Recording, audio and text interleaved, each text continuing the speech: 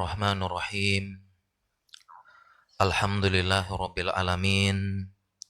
Wassalatu wassalamu ala asyrafil anbiya'i wal mursalin Muhammadin wa ala alihi wa sahbihi ajma'in amma ba'd.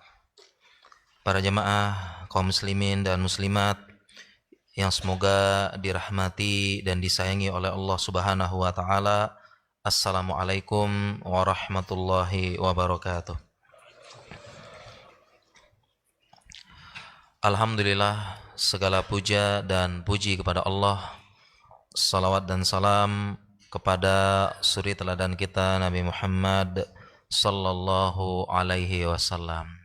Insyaallah di tema kita di kesempatan maghrib dan isya di masjid yang penuh berkah ini, kita membahas bagaimana sakratul maut dan misteri kematian ditinjau dari syariat maupun medis. Insyaallah kita bahas bagaimana kematian ya, dan penjelasan sebenarnya cukup panjang ya. Bagaimana proses kematian dalam syariat. Kemudian kalau terkait dengan medis, bagaimana kaitannya sakratul maut dengan kematian. Ya, apakah ada tanda-tandanya? Kemudian bagaimana dengan orang yang pingsan, tidak sadar berhari-hari, apakah mendapatkan sakratul maut?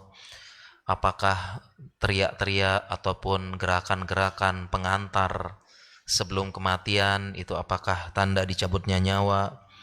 Ya, dan bagaimana medis memandang ya tentang berbagai macam jenis kematian ya, karena dalam dunia medis itu ada beberapa definisi mati. Ada mati batang otak, ada mati biologis ya, dan yang lain-lainnya. Demikian juga dengan sakratul maut. Dan Masya Allah ya, ini pembahasan yang sebenarnya saya bahas dalam beberapa pertemuan, tapi insya Allah kita sampaikan beberapa poin-poin penting di waktu maghrib dan isya ini ya. Pertama, kalau kita bicara tentang kematian ya, sebenarnya ada yang pengen diluruskan ya tentang kematian ini, di mana ada hadis Nabi sallallahu alaihi wasallam. Beliau bersabda, "Akthiru dzikra hadhimil ladzat, yakni al-maut." Beliau bersabda, perbanyaklah mengingat penghancur kelezatan, yaitu kematian. Yang dimaksud dengan kita mengingat kematian, yang dimaksud adalah bukan kita mengingat kematian itu adalah bagaimana besok kita mati, ya kita mati apakah mati mendadak, ya apakah kita matinya sakit dulu, apakah kita nanti kena penyakit kronis dulu baru mati dan sebagainya. Ya, jadi bukan maksudnya mengingat banyak kematian itu semata-mata kita nanti proses mati di mana, sakit lah, atau jangan-jangan sekarang banyak mati mendadak ya. Dan salah satu dari misteri kematian yang kita bahas adalah mati mendadak juga. Karena kita apalagi kalau dikaitkan dengan dunia medis ya, ini hadis Nabi Shallallahu Alaihi Wasallam sangat benar. Ya, beliau bersabda, min alamatis saah ya, di antara tanda kiamat adalah kasratu mautil fujaah, banyaknya mati mendadak. Di antara tanda kiamat ya, di akhir zaman munculnya mati mendadak. Dan ini secara syariat berbicara seperti itu, wahyu dari Nabi SAW, dan dibenarkan secara medis. Kita berada di zaman ya kasus mati mendadak itu meningkat. Ya, dan mati mendadak bukan hanya baik itu karena pola hidup manusia maupun kemajuan zaman. Di antara sebab mati mendadak di zaman kita ini, pertama mati mendadak karena wabah. Ini penjelasan ulama. Wabah, dan sekarang mulai banyak wabah. Ya. Baik, bahkan mati mendadak ini menimpa hewan juga, dalam hadis disebutkan. Ya, tanda kiamat menimpa hewan. Hewan-hewan juga mati mendadak, dan ini dibenarkan. Hewan-hewan juga terkena wabah. Jadi kalau ayam, silakan tanya peternak ayam. Kalau mereka tidak divaksin, mereka satu kena mati, satu kandang yang mati. Silakan tanya semua peternak ayam. Ya, kalau satu kena wabah, semua mati ayamnya dalam waktu yang singkat. Wabahnya sapi dan sebagainya. Manusia juga wabah. Kenapa wabah di zaman ini meningkat? Salah satunya adalah karena mudahnya transportasi. Orang terbang ke sana ke sini dengan mudah. Pindah sana, pindah sini. Karena jadi wabah itu bukan berbicara tentang beratnya penyakit, tapi pindah penyakit yang begitu cepat. Ini yang dikhawatirkan. Pindahnya penyakit begitu cepat. Sehingga yang berbahaya adalah orang-orang yang kita masih ingat dulu ya, yang dia punya komorbid, orang tua, penyakit berat dan sebagainya. Ini yang bahaya. Jadi begitu cepatnya berpindah, cuma satu ruangan, cuma apa pindah. Dan semakin banyak wabah karena makin mudahnya transportasi zaman sekarang. Meningkat. Ya, dimudahkan dengan teknologi. Wabah jadi banyak mati mendadak. Kemudian bagaimana juga bisa meningkat mati mendadak di zaman ini? Karena tadi kita sebutkan meningkatnya dan majunya sarana transportasi. Di antaranya tabrakan, istidom, tabrakan, itu juga mati mendadak. Ya. Pesawat jatuh, kapal tenggelam, dan yang lain mati mendadak. Di zaman dulu mungkin sulit kita jumpai. Ya. Ada juga mungkin jatuh dari kuda, ya. Jatuh mungkin dari unta. Tapi kadang-kadang nggak langsung mati ya. Nggak langsung mati. Tapi ini tabrakan, jatuh, tenggelam, ya mobilnya ngebut-ngebut, mati mendadak zaman sekarang. Ya. Kemudian ditambah lagi, kenapa bisa banyak mati mendadak secara medis? Ya, penyakit yang menyebabkan mati mendadak meningkat di zaman ini. Di dunia maupun di Indonesia, penyakit yang meningkat namanya penyakit kardiovaskuler. Kardiovaskuler, kardio jantung, vaskuler pembuluh. Nah, penyakit kardiovaskuler ini menyebabkan jantung dan pembuluh, menyebabkan mati mendadak. Kalau jantung, henti jantung, cardiac arrest, ataupun penyakit-penyakit yang lain, penyakit jantung koroner, sumbatan di jantung dan sebagainya, mati mendadak. Yang kedua, vaskuler pembuluh, stroke ya, mati bisa juga. Terutama yang parah bisa langsung meninggal. Dan ini meningkat di dunia maupun di Indonesia akibat pola hidup yang tidak sehat. Jadi itu semua mendukung hadis Nabi Shallallahu Alaihi Wasallam min alamati sa'ah kasratu mautil fuji'ah, kama qala Rasulullah SAW. Di antara tanda kiamat ini munculnya banyaknya mati mendadak. Ya, dan sekarang memang zamannya, betapa sering kita ketemu dengan orang, paginya say hello, assalamualaikum, sorenya diumumkan innalillahi wa inna ilaihi raji'un, dah wafat. Meninggal, wafat dengan mendadak sebentar. Baik itu penyakit, kena serangan jantung, kena henti jantung, kena stroke, ya, tabrakan, kena wabah yang cepat dan sebagainya. Ya, jadi ini salah satu juga menambah misteri kematian. Misteri kematian yang kita tidak tahu. Mungkin di kita flashback zaman dahulu kala, bisa jadi sangat jarang. Yang menyebabkan kematian kelaparan. Kalaupun wabah lokal zaman dulu, karena orang mau pindah ke negara, namanya wabah, yang penting orangnya nganter dulu penyakitnya. Tidak akan bisa berpindah kalau orangnya nggak pindah. Zaman dulu wabah lokal, sekarang wabah, masya Allah, mendunia global. Ya, paginya Indonesia, siangnya Singapura, kemudian nanti sorenya bisa di Jerman. Bisa, jangan sih, sorry, terlalu jauh ya. Terbangnya ini ya, malamnya mungkin atau besoknya ya. Bisa, pokoknya cepat pindah. Bawa virus, bawa wabah dan sebagainya. Nah, dan kalau kita lanjutkan hadis tadi, ya, aksiru hadhimil lazzat, ya, perbanyaklah aksiru dzikra hadhimil lazzat, perbanyaklah mengingat penghancur kelezatan kematian. Nah, ini yang kita akan luruskan. Yang dimaksud dengan mengingat kematian, bukan kita mengingat yang seperti tadi. Bukan semata-mata kita mengingat saya nanti matinya gimana, apa dan sebagainya. Bukan. Tapi yang benar, yaknil maut, kita mengingat kematian sebagai pengantar, gerbang, pintu menuju kehidupan yang selama-lamanya, yaitu akhirat. Jadi ini maksud mengingat kematian tuh, coba ingat-ingat akhirat. Karena banyak yang salah paham dengan hadis ini.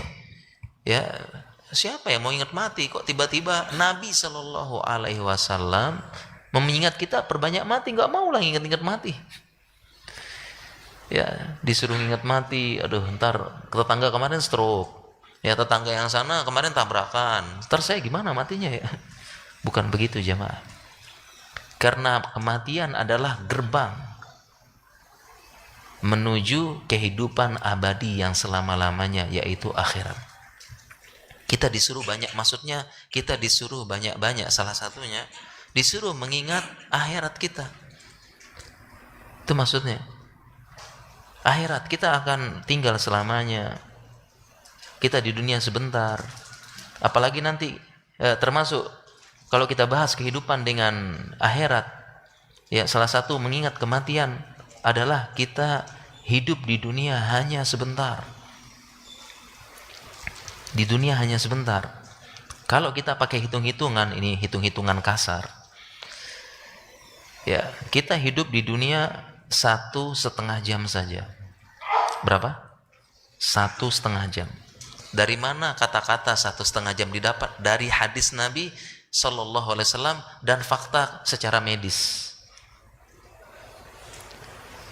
Nabi Sallallahu Alaihi Wasallam bersabda, "A'maru ummati ma baina sittina wa sab'in wa aqalla minhum may yajuzu dzalika."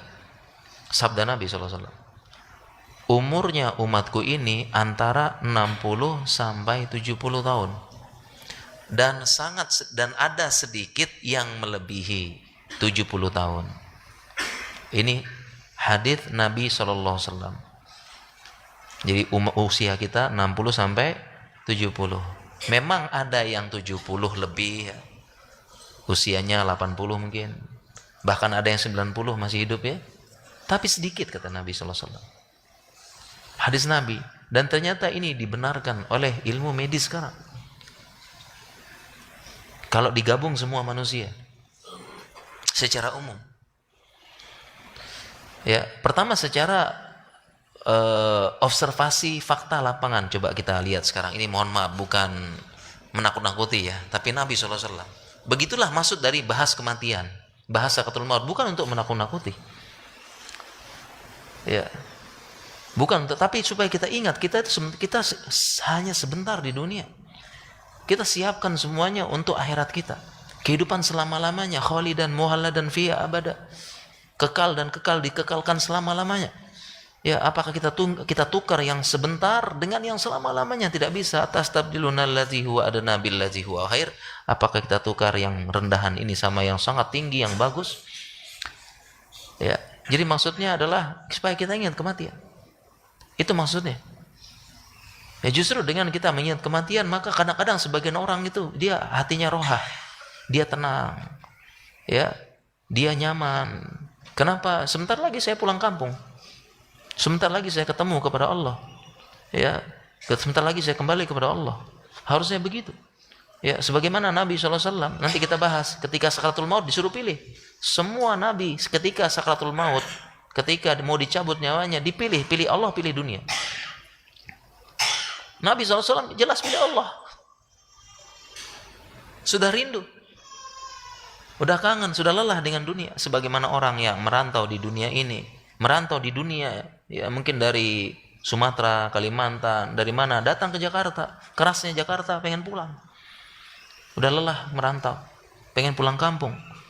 Di kampung ada banyak orang yang sayang sama saya. Ada ibu, ada bapak, ada keluarga. Ya, di dunia keras, Jakarta keras bro. Ya, mending pulang aja dah. Enak, banyak keluarga. Begitu juga. Ya, orang yang memang orientasinya akhirat, maka dia pulang, pengen pulang. Ya, pengen pulang pada Allah yang sayang kepada saya, ya, yang saya harapkan, pengen pulang. Ya, jadi kita bahas sekali lagi ketika ada peringatan tentang kematian, kita bukan semata-mata takut. Ya, yang psikologinya manusia itu lari dari kematian. Qul innal mautal ladzi tafiruna minhu fa innahu mulaqikum.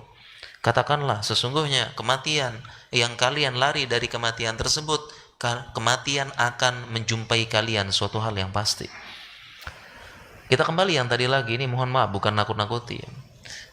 Usia manusia kata Nabi Shallallahu Alaihi Wasallam 60 sampai 70 tahun. Tadi kita sebut, dan ini fakta medis nanti gitu. Sebelum fakta medis, observasi dulu. Fakta di lapangan. Coba sekarang, mohon maaf, lihat grup WhatsApp. Grup WhatsApp ya. Kadang-kadang diumumkan berita kematian di situ. Berita kematian. Ya, kalau kita di Jogja berita lelayu. Biasanya diumumkan. Inna lillahi wa inna ilaihi raji'un. Telah meninggal Fulan bin Fulan. Begini dengan usia, kalau saya lihat rata-rata 60-an. 65, 67, 69, 6 berapa. Kecuali di Jogja. Di Jogja kadang-kadang cukup banyak yang 70 sekian ya. Kenapa? Karena survei di Jogja itu angka harapan hidup tinggi katanya. Karena orang Jogja hidupnya nggak nguyuh, nggak ngotot. Apa adanya. Ya, tapi kalau kita gabungkan secara umum, ya coba lihat pengumuman 60, 65, 63, 67, 68. Benar hadis Nabi SAW. Benar. Ya. Demikian juga dengan yang wafat lebih dari itu. Misal memang ada yang 70, 80. Tapi kita jangan lupa, ternyata ada juga yang wafatnya muda juga. 40 wafat, 20 wafat, 30 wafat. Nah, sehingga kalau memang digabung-gabung semuanya, memang benar sabda Nabi SAW. Usianya 60-70. Kita kembali lagi, dari mana mendapatkan angka 1,5 jam? Ya, dari mana dapat angka 1,5 jam? Hidup di dunia ini. Ya. Perbandingan tadi, perbandingan antara usia. Ya, usia dengan kehidupan. Ya. Usia kita anggap berapa? Kita hidup anggap ya, misalnya 60 sampai 70, anggap kita ambil 65-nya. Kita bandingkan dengan akhirat. Satu hari di akhirat itu sebagaimana dalam Al-Qur'an, ya, bi alfi sanatin mimma ta'uddun. Itu setara dengan 1000 tahun yang kalian hitung di dunia. Jadi satu hari di akhirat sebagaimana 1000 tahun di bumi. Nah, sehingga dari mana angka 1,5 jam? Ya, 1000 tahun tersebut dikonversi jadi hari, ya, dibagi dengan usia kita. Maka dapatlah ya 65 tahun per 1000 tahun. Nah, itu pokoknya hitung lah pokoknya ya. Dapatnya ternyata 1,5 jam. Jam sangat ringan. Sehingga logika manapun mengatakan bagaimana kita bisa menukarkan kehidupan 1,5 jam dengan yang abadi selama-lamanya. Ya, selama-lamanya. Gimana bisa logika? Kenapa kita korbankan akhirat kita dengan berbagai macam tersebut? Ya, dengan tidak mau belajar agama, tidak mau menerapkan ilmu agama, padahal agama itu mengatur untuk kebaikan kita. Disuruh bertauhid, bergantung kepada Allah, jangan bergantung kepada makhluk. Disuruh tawakal, usaha dulu, serahkan hasil kepada Allah. Usaha supaya kerja, kemudian menyerahkan hasil kepada Allah. Ya, takdir Allah supaya enggak depresi. Kalau sukses alhamdulillah, kalau dapat alhamdulillah, kalau enggak ya mungkin kita bisa coba lain kali, ada hikmah, kan begitu. Ya, demikian juga disuruh berakhlak mulia, disuruh punya adab yang baik, disuruh membantu, disuruh, itu semua untuk kebaikan kita semua. Ya, kenapa kita korbankan? Ya, dengan kita tidak bertauhid kepada Allah, tidak berakhlak mulia, mencari harta yang haram, kemudian menipu, merampok, korupsi hanya untuk sebentar. Kehidupan yang cuma sebentar saja, 1,5 jam saja. Ya, ini maksud dari mengingatkan kematian. Kemudian kita mulai masuk sedikit ke pembahasan sakratul maut. Bagaimana sakratul maut? Sakratul maut disebutkan oleh Allah Subhanahu wa taala dalam Al-Qur'an. Allah Subhanahu wa taala berfirman, "Wa ja'at sakratul mauti bil haqq. Dzalika ma kunta minhu tahid." Dan telah datang sakratul maut. Dan sakratul maut itu hak, benar. Ya, setiap hal-hal yang gaib ditambahkan biasanya dengan hak. Supaya orang itu ini menekankan ini benar. Makanya Nabi SAW al-jannatul haq, an-narul haq disebutkan. Ya, surga itu benar. Maksudnya itu hal-hal gaib biasanya ditambahkan dengan kata-kata hak. Itu maksudnya adalah bukan hak ini ya, hak dan kewajiban bukan. Tapi penekanan itu benar. Ya, karena hal gaib memang tidak bisa dibuktikan secara ilmiah, nggak bisa. Tidak bisa dibuktikan dengan hal kimia. Ilmiah nggak bisa. Itu udah beda ini. Ya, tidak bisa semuanya dibuktikan dengan ilmiah. Dan baru-baru ini beberapa ilmu-ilmu fisika membuktikan memang ada hal yang tidak bisa ditembus, misteri dan sebagainya. Ya, misteri semua. Kalau orang mendalami ilmu agama, ilmu sains, baik itu fisika, kedokteran, ujung-ujungnya pasti punya kesimpulan ada yang menciptakan ini. Tidak mungkin terjadi seperti sendiri, tidak kebetulan semuanya. Nggak mungkin. Pasti ada yang menciptakan. Nggak mungkin. Semua yang mendalami, dia sampai kesimpulan. Pada ujungnya kesimpulannya ini nggak mungkin terjadi sendiri. Pasti ada yang menciptakan.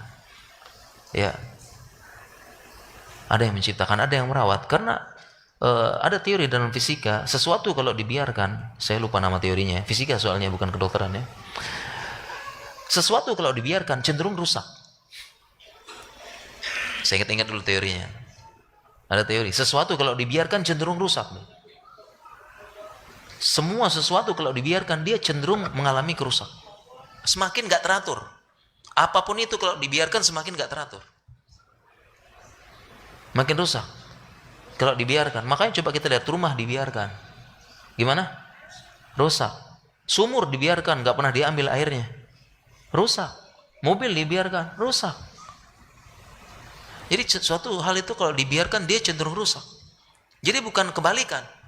Ya, dia makin evolusi, makin bagus, makin makin ini. Ya, ini bukti bahwasanya ya walaupun memang perubahan nyata, tapi maksudnya itu semua secara umum ada yang jaga gitu. Ya, ada yang jaga. Nah, jadi disebutkan sakratul maut ini hak. Benar, makanya disebut juga ain, penyakit ain. Nabi dalam hadis disebutkan juga hak. Ya. Beliau bersabda, al-ainul haq. Lau kana syai'un sabiqul qadari lasabaqathul ain. Nabi SAW bersabda, penyakit ain, penyakit karena pandangan mata, benar. Kalau ada sesuatu yang mendahului takdir, dia adalah ain. Ini penjelasan panjang lagi. Ada kata-kata hak. Kenapa sebagian orang nggak percaya? Memang ada penyakit ain. Masa cuma dilihat doang sakit gitu. Ini beda, sudah beda ranah antara medis sama yang namanya ilmu gaib. Udah beda, nggak bisa dibuktikan secara ilmiah. Beda. Ya, karena kalau semua bisa dibuktikan secara ilmiah, semua beriman. Apa fungsinya diuji? Ya, apa fungsinya diuji? Kalau semua itu terbukti, apa fungsinya diuji? Semua orang beriman nanti. Apa fungsi diuji? Makanya ada yang beriman, amana bil ghaib. Beriman dengan yang gaib. Ada yang tanya, kenapa Allah tidak menampakkan diri di muka bumi? Semua supaya orang beriman. Loh, nanti esensi ngujinya gimana? Semua beriman, gimana cara ngujinya? Sedangkan ujian harus ada supaya adil. Ujian harus ada. Enggak mungkin misalnya saya masuk kelas, saya bilang sama semua siswa saya, ya karena saya lagi senang, bahagia, semua saya kasih 100. Adil apa enggak? Enggak adil, protes yang semalaman belajar. Sebulan lalu mempersiapkan diri sama yang nggak belajar sama sekali. Ini malah nggak adil, makanya harus ada ujian. Seperti itu. Ya, harus ada ujian. Dan sakratul maut ini hak, benar. Karena sebagian ada yang mengingkari, nggak mungkin. Ini ketemunya di mana, orang mati dan sebagainya. Nggak disebutkan kata-kata hak. Oh. Sebutkan kata-kata hak. Ya. Dan sama juga sakratul maut disebutkan dzalika ma kunta minhu tahid. Dan sakratul maut itulah yang kalian lari darinya. Lalu apa sakratul maut? Ya, sakratul maut adalah kejadian pengantar kematian.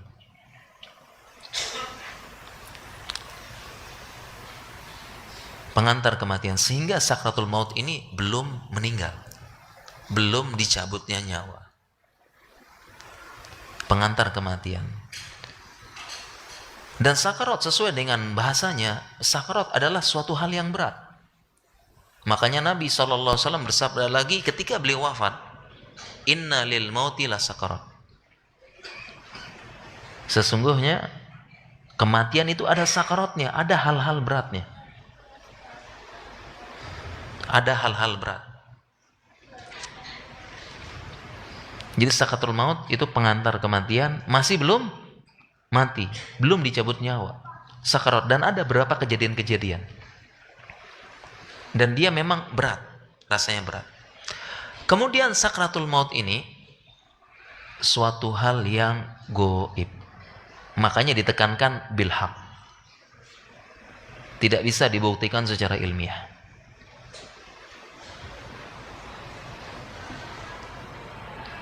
Ya, sehingga seseorang yang orang itu mengalami sakratul maut apa enggak, kita enggak tahu.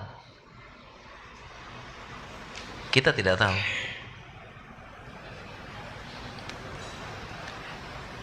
Ya. Dan tidak semua kejadian yang kita lihat itu sakratul maut, karena dia goib.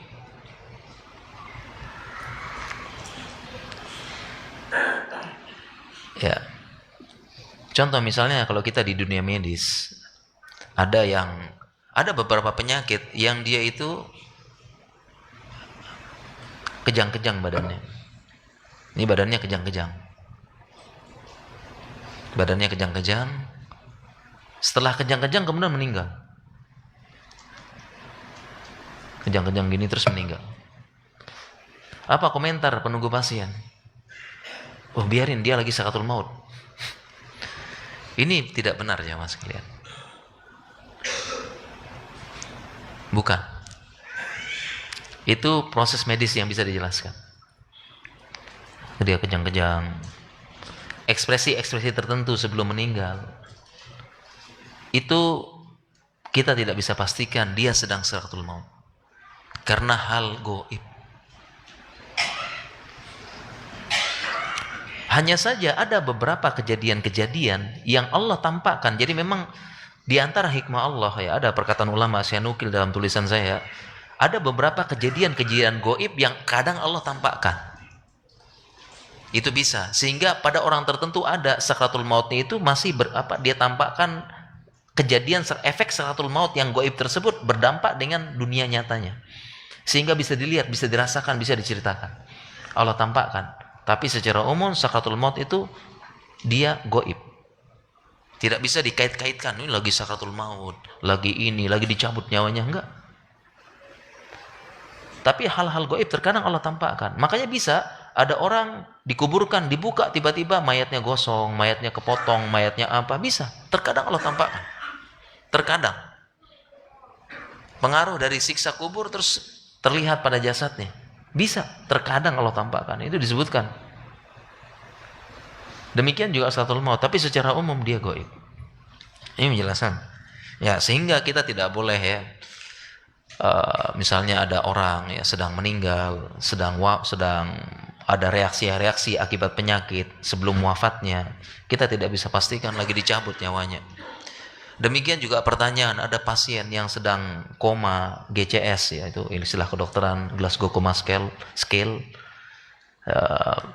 lagi penurunan kesadaran, pingsan, koma, Ya, apakah dia mengalami sakratul maut apa enggak? Iya.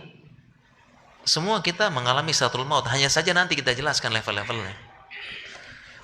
Tapi kan dia lagi mati, kita nggak tahu. Karena sakratul maut sekali lagi gaib, udah itu urusan Allah sama dia. Tugas kita bukan memantau sakratul mautnya kapan, ininya bagaimana. Tugas kita mendoakan.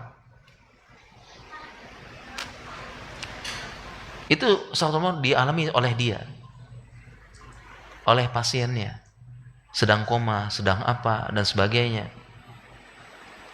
Itu seperti itu. Jadi sakratul maut adalah suatu hal yang gaib. Ya, secara umum. Kita lanjut pembahasannya. Kemudian sakratul maut semua jiwa mengalami. Hanya saja, karena Nabi menekankan tadi, beliau sallallahu alaihi wasallam bersabda, "Inna lil mauti lasakarat." Bahwasanya sesungguhnya kematian itu ada sakaratnya. Ada hal berat yang berat-beratnya. Nah, hanya saja berbeda-beda setiap orang. Ada yang mengalami sakratul maut berat.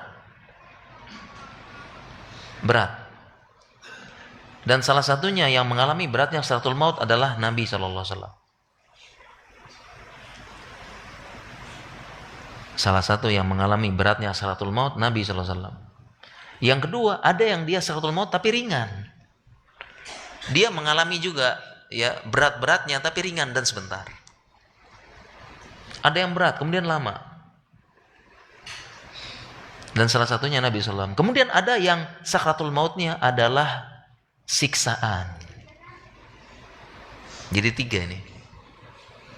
Sakratul mautnya berupa siksaan, yaitu sakratul mautnya orang kafir dan munafik. Jadi 3. Yang pertama, semua mengalami, semua manusia. Ada yang ringan, dia cuma sebentar saja, bahkan mudah, ringan, tapi tetap merasakan. Yang kedua yang berat. Kemudian yang ketiga yang sakratul mautnya berupa siksaan.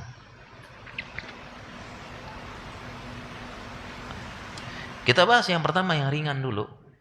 Yang ringan ini dia mengalami berat, tapi ringan. Sehingga tidak termasuk, dia tidak merasakan kesusahan dan yang berat gitu, dan tidak juga merupakan takzib. Sebentar. Dia hanya sebentar, ringan dan mudah. Adapun bagaimana ringannya, wallahu alam, saya tidak tahu. Ya, bagaimana? Nggak pernah ngerasain juga jemaah. Ya, kurang lebihnya. Tapi intinya secara bahasa, sakarat itu sudah hal-hal berat. Ringannya bagaimana? Ringan insya Allah ya. Ya, ringan.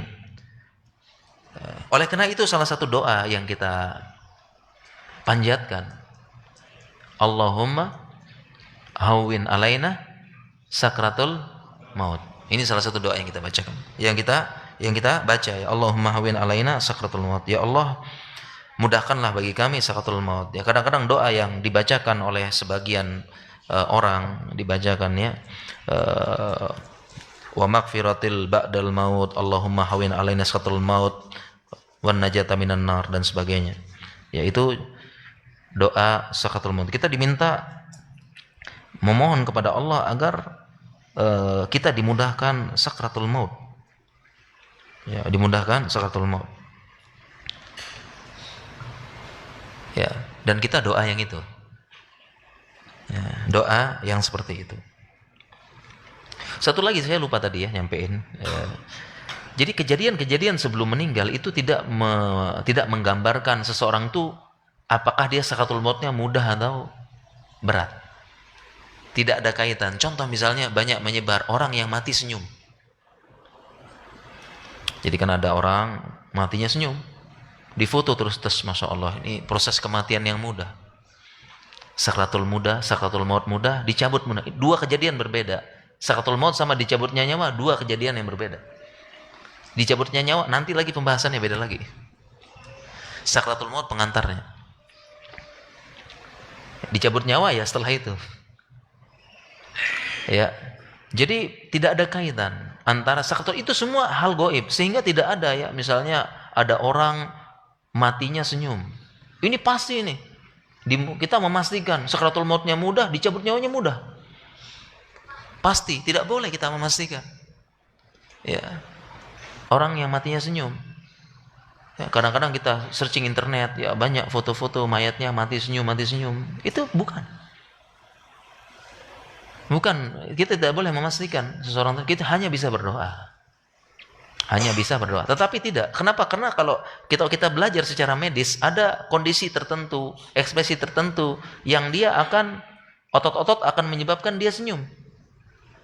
Ya, dari proses kekakuan otot dan sebagainya dia akhirnya senyum. Makanya coba sekarang searching kumpulan foto pendeta mati senyum banyak. Coba searching sekarang. Bisa di-searching. Kumpulan foto, mereka pun mengklaim, oh kita juga pemuka agama kita matinya senyum semua, Masya Allah. Coba searching sekarang coba. Kumpulan pendeta mati senyum, banyak mati senyum semua. Ya, nah sehingga kita tidak boleh memastikan, yang boleh kita hanya mendoakan. Adapun mati senyum itu secara medis ada penjelasan.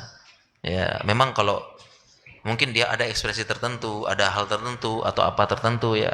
Nanti ototnya ketika kaku dia membentuk pola senyum. Kayak begitu. Ya. Ini salah satu yang tadi kita lupa kita tambahkan ya. Kita lanjut sekarang ya. Tentang dimudahkan. Tentunya kita sebagai muslim pilih yang pertama dong ya, dimudahkan ya. Makanya kita doa tadi.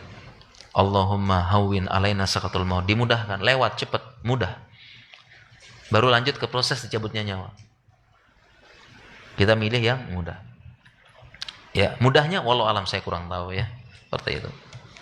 Ya, yang jelas dimudahkan. Dan nanti kita kemudian asar-asar yang lain juga menyebutkan ada mudah. Ya. Asar-asar yang lain juga ada yang menyebutkan memang supaya dimudahkan. Kemudian kita bahas selanjutnya. Ya. Selanjutnya adalah sakratul maut yang berat. Ya, sakratul maut yang berat. Dan ini dialami oleh Nabi Shallallahu Alaihi Wasallam. Ya, dialami oleh siapa? Nabi Shallallahu Alaihi Wasallam. Jadi Nabi Shallallahu Alaihi Wasallam Allah pilih menghadapi beratnya sakratul maut. Mengapa demikian? Karena nabinya adalah orang yang paling berat ujiannya di muka bumi. Jadi Nabi SAW kalau dikasih ujian yang paling berat pokoknya Nabi SAW ya, dikasih yang paling berat. Makanya Nabi SAW justru sakratul mautnya berat dan lama. Bahkan beliau sempat sadar.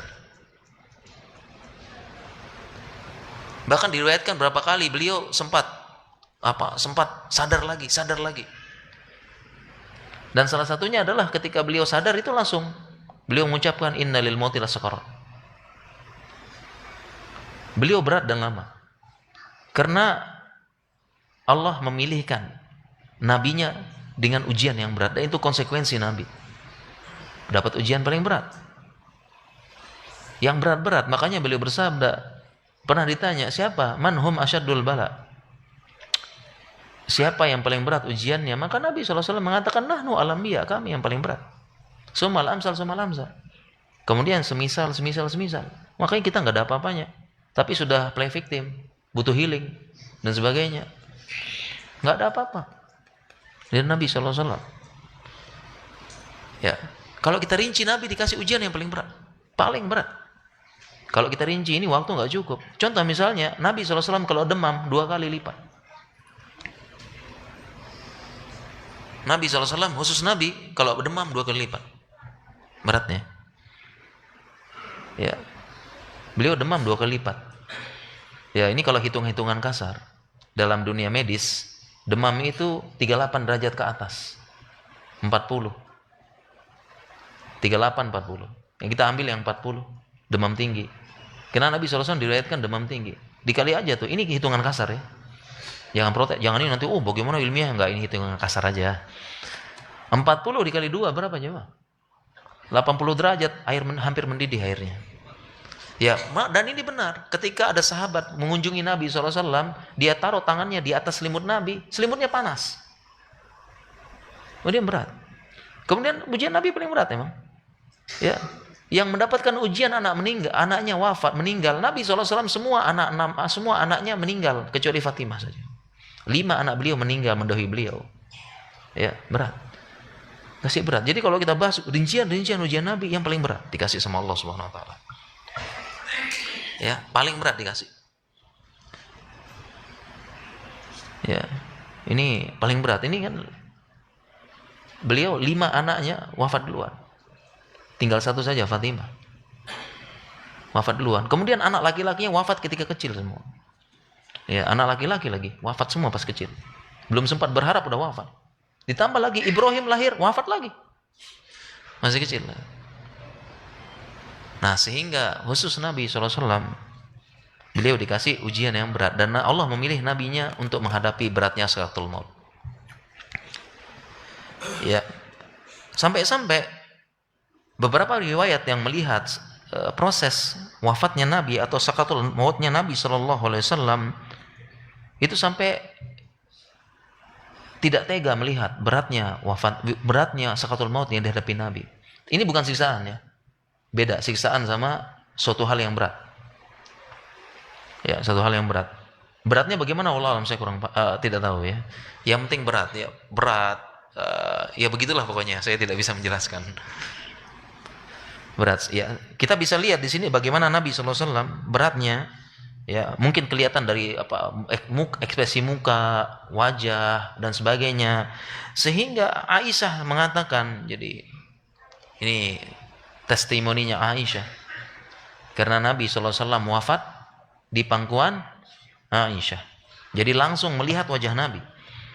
Jadi sampai Aisyah mengatakan, ya ma aqbitu ahadan bihauni mautin ba'dal ladzi ra'aitu min syiddati mauti Rasulillah sallallahu alaihi wasallam. Aku tidak pernah iri kepada siapapun atas kemudahan kematiannya setelah aku melihat betapa syiddah, betapa perihnya proses matinya Nabi sallallahu alaihi wasallam. Ini kata Aisyah. Di riwayat yang lain, laisal khabaru kal muayyanah. Tidak sama saya ceritakan ini dengan saya lihat langsung. Katanya Aisyah. Makanya kalau kita baca proses-proses wafatnya Nabi, ujung Nabi SAW meletakkan apa? Meletakkan semacam kain di kepala beliau. Ya, beliau meletakkan kain di kepala beliau. Ya. Mengapa demikian? Karena ya beliau tidak ingin orang sekelilingnya melihat ekspresi beliau menghadapi ekspresi wajah beliau menghadapi beratnya sakaratul maut. Makanya di beberapa riwayat ya beliau buka penutup kepalanya, beliau kemudian menyampaikan sesuatu. Beliau tutup lagi, beliau buka lagi sampaikan sesuatu. Ada beberapa sehingga pesan-pesan terakhir Nabi ada beberapa. Ada beberapa pesan-pesan Nabi SAW. Coba baca di situ. Ya, beliau berpesan, la'anal yahudi wan nasara ittakhazu qubur anbiya'ihim masajid. Salah satunya. Ya, pesan wasiat terakhir Nabi SAW. Ya, laknat Yahudi dan Nasrani menjadikan kubur-kubur Nabi sebagai masjid mereka. Itu pesan Nabi supaya kubur beliau jangan dijadikan tempat ibadah. Ya, beribadah dan yang lain-lain. Di antaranya juga sama, innalil mauti lasakarat. Ya, dan ini dengan di waktu singkat ya, kita lagi 5 menit lagi. Saya bacakan hadis yang tadi.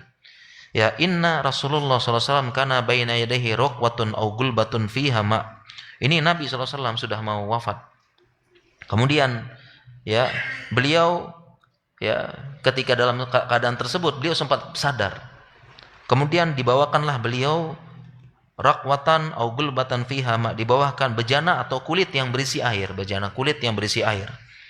Faja'ala yudhilu yadayhi fil ma fayamsahu biha wajhah. Kemudian dia ambil air tersebut, dia basuh wajahnya. Wa yaqulu la ilaha illallah inna lil mauti lasakarat.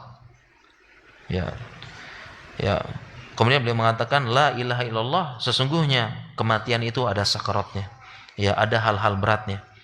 Ya, thumma nasaba yadahu, kemudian dia menegakkan tangannya ke atas seperti ini. Ya, dia menegakkan tangannya seperti ini. Ya. Kemudian beliau mengatakan ila rafiqil a'la hatta kubido wa, kemudian sampailah beliau dicabut nyawanya, kemudian melemas tangannya jatuh.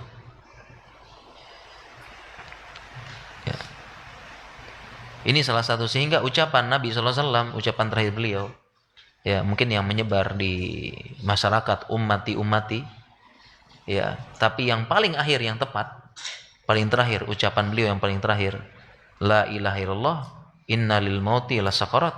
Kemudian yang paling akhir apa? Ilar rofiqil a'la, ilar rofiqil a'la. Ini ucapan beliau Nabi SAW sebelum meninggalkan kita semua. Jadi yang benar apa? Ilar rofiqil a'la. Apa maksud dari ilar rofiqil a'la? Ya, ini dijelaskan oleh Aisyah. Ketika Aisyah mendengar, karena di pangkuan beliau, wajah beliau di pangkuan Nabi SAW. Ketika Aisyah mendengar ucapan ilar rofiqil a'la, beliau memberikan informasi kepada yang ada di situ. Ya, karena ketika Nabi SAW sedang sakit, hanya beberapa sahabat yang bisa masuk, di antaranya Ali bin Abi Thalib, Abu Bakar, Umar, dan yang lain-lainnya. Aisyah mengatakan, idzan la yakhtaruna. Kalau begitu Nabi tidak memilih kami. Karena Aisyah paham makna dari ilar rafiqil a'la. Dan Aisyah juga paham hadis bahwasanya setiap nabi ketika akan dicabut nyawanya, malaikat maut akan menawarkan, ya, mau hidup di dunia atau dicabut nyawanya, seperti itu. Di semua nabi ditawarkan, ya. Dan Nabi SAW tentu kayak kita disuruh merantau atau pulang kampung dong. Nabi SAW ilar, dan para ulama menjelaskan dua makna dari ar-rafiqil a'la. Yang pertama, ar-rafiq artinya teman, al-a'la yang tinggi. Ya, bergabung dengan teman-teman tinggi. Ya, bergabung dengan Nabi Adam. Ya, kita kan bahas hadis Isra Mi'raj ya. Langit pertama Nabi Adam, ya, langit kedua, langit ketiga Nabi Yusuf, langit keempat Nabi Idris, langit kelima Harun, 6 Musa, 7 Ibrahim, dan seterusnya. Bergabung ila rafiqil a'la. Dan hadirat yang lain ila rafiqil a'la, ulama menjelaskan nama Allah Subhanahu wa taala ar-rafiq dan al-a'la yang maha tinggi. Jadi Nabi SAW memilih Allah Subhanahu wa taala. Seperti itu. Ini satu maut ya. Waktu kita habis ya, Pak. Habis sudah azan ya. Iya, tadi pesannya sampai ini aja ya. Di yang terakhir kita tutup terakhir ya. Semua kita minta waktu sedikit. Yang terakhir baru ya. Kita cukupkanlah, intinya Nabi SAW berat. Ya, berat menghadapi sakatul maut. Dan yang terakhir adalah sakatul mautnya orang kafir. Ya, dan sakatul mautnya berupa siksaan. Ya, berupa siksaan di mana Allah Subhanahu wa taala berfirman, "Walau tara idz zalimuna fi ghamaratil maut." Ini Allah berfirman dalam surat Al-An'am, kalau engkau melihat bagaimana orang yang zalim di sini adalah orang yang musyrik, kafir, inna syirka la dzulmun adzim. Fi ghamaratil maut, dia berada dalam tekanan-tekanan kematian. Jadi sama sakarat sama gomarot. Ya, hanya saja Nabi SAW, Allah mensifati orang kafir dengan gomarot, lebih lagi tekanannya. Fi ghamaratil maut wal malaikatu yabasitu aidihim, dan malaikat itu dia dia membentangkan tangannya, kemudian dia pukul akhriju anfusakum. Jadi sebelum dicabut nyawanya dipukul dulu sambil mengucapkan akhriju anfusakum, keluarlah nyawamu. Ya, al-yauma tujzaunal azabal huni bima kuntum taquluna 'alallahi ghairal haq wa kuntum an ayatihi tastakbirun.